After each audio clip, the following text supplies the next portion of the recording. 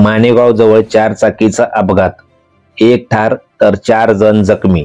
माणेगाव तालुका पाटण येथे शुक्रवारी रात्री 9:30 वाजण्याच्या सुमारास ही घटना घडली आहे.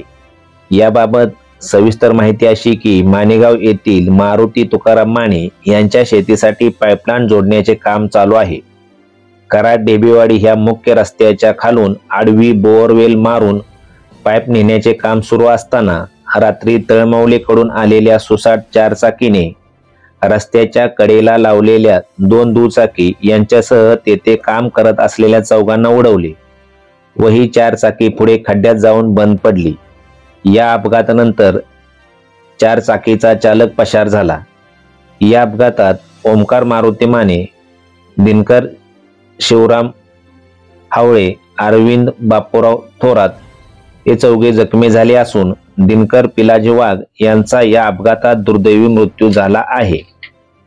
या अपघाताबाबत माणेगाव येथील ग्रामस्थांना समजताच त्यांनी घटनास्थळी धाव घेत जखमींना कराड येथे उपचारासाठी दाखल केले. हा अपघात एवढा भीषण होता की रस्त्याच्या कडेला लावलेल्या 2 दुचाकी 4 व्यक्ती यांना उडवून ही गाडी इंटरनेटच्या पोलला धडकली. पोल सुद्धा वाकला आहे.